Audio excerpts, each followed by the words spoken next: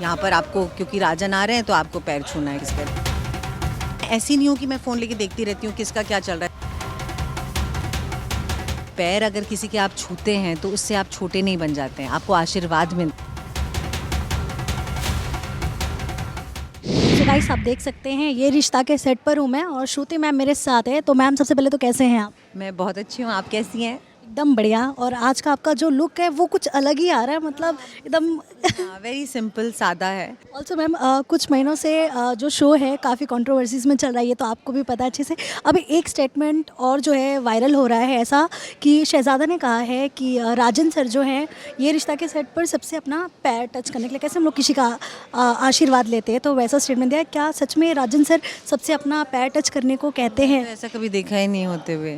When ever Rajan has come on the sets, हम लोग से बातचीत करने, हम देखने कि हम लोग कैसे हैं, कैसा चल रहा है सब कुछ, मिलने सबसे।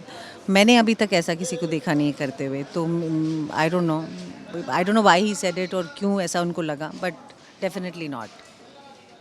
एज अ काइंड जेस्चर कोई है ऐसे, मतलब जो बहुत रिस्पेक्ट करता है बड़ों की, कोई छूता होगा पैर? मैं भी, अगर मेरे सामने कोई बड़ा आ जाता है तो मैं भी पैर छूती हूँ। हम लोग हिंदुस्तानी लोग हैं, हमारी जो कल्चर में है, हमारे ट्रेडिशन में है, हमारे रीति रिवाजों में है, ये हमेशा सिखाया गया हमें कि बड़ों का आशीर्वाद लेना है। और पैर अगर किसी के आप छूते हैं तो उससे आप छोटे नहीं बन जाते हैं, आपको आशीर्वाद मिलता है, बड़ों का प्यार मिलता है, उनका स्नेह मिलता है। तो ये तो हमारे कल्चर में ही है, तो इसमें अगर मेरे से कोई बड़ा कोई आएगा या जिसको मैं मिलूँगी तो मैं डेफ़िनेटली उनके पैर छूँगी। तो अगर ऐसे यहाँ पर बहुत सारे होंगे अगर जो राजन को मानते हैं बहुत, और जिनके लिए राजन है हमेशा, और जिनके लिए राजन एक गाइडेंस के तौर पर हैं, बड़े हैं, रिश्तेदार जो भी हैं, अगर वो कोई किसी का पैर छूता है तो उससे कोई छोटा नहीं बन जाता। और मैंने तो कभी नहीं सुना ये यहाँ पर कि यहाँ पर आपको क्योंकि राजन आ रहे हैं तो आपको पैर छूना है किसी का। Definitely not, and I don't think so Rajan thinks also like this, बिल्कुल भी नहीं। ऑल्सो मैम इन दिनों जो भी चल रहा है शो में, मतलब शादी हो रही है, अबीरा चली गई हैं, ये मज़ा कितना आ रहा है बिकॉज ये बारिश का भी मौसम आ गया है, तो आप लोगों को मतलब टाइम बीच में जैसे निकलता तुरंत आप लोग बाहर भाग के जाते हो? हाँ, मज़े आते हैं बिकॉज़ इतनी गर्मी के बाद, और अभी तो आपने देखा कि ये साल जो था ग्लोबल वार्मिंग ने एक अलग तरीके से वार्न किया हम सबको। और सिर्फ हिंदुस्तान में ही नहीं बल्कि पूरे मतलब देश विदेश में भी बहुत गर्मी पड़ी है।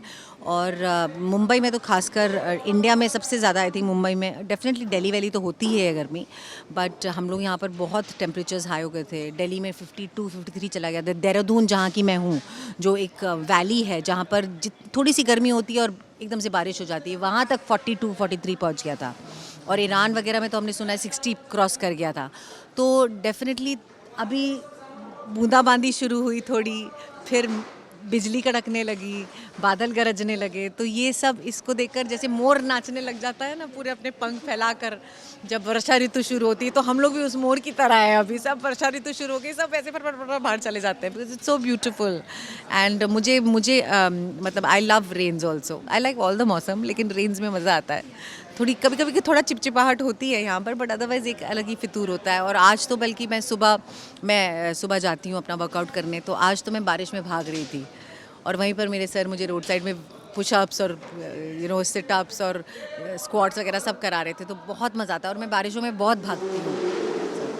ऑल्सो मैम सोशल मीडिया पे आप काफ़ी एक्टिव हैं, एंड अब ऐसा भी कह सकते हैं ना एक्टर्स के लिए, जो भी पब्लिक फिगर, जो भी इंसान होता है, इन्फ्लुएंसर्स हुए, एक्टर्स हुए, या कोई भी हो जो सोशल मीडिया पे बहुत एक्टिव होता है ना, कई बार वो ट्रोलर्स का शिकार भी हो जाता है। लाइक ट्रोल्स पीछे ही पड़ जाते हैं। तो आपके साथ कभी ऐसा हुआ है कमेंट की वजह से, या कि कोई चीज़ आपको हिट हुई है?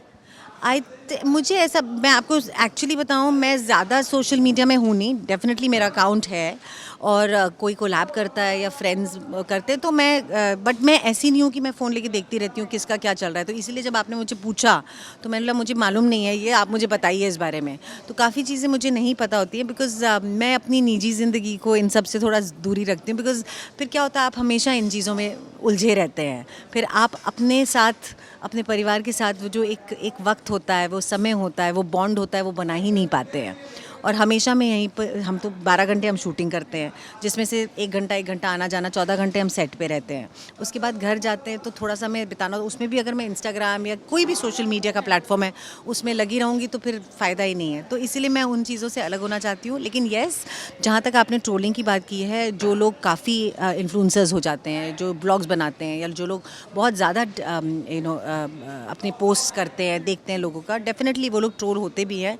बट ये तो इसका हिस्सा ही है, ये एक रिश्ता है आपस में इन लोगों का। आप पोस्ट करेंगे तो आप ट्रोल भी हो सकते हैं, तो इसको आपको वेलकम करना चाहिए जिस तरीके से आप चाहें, अपने ऊपर निर्भर करता है।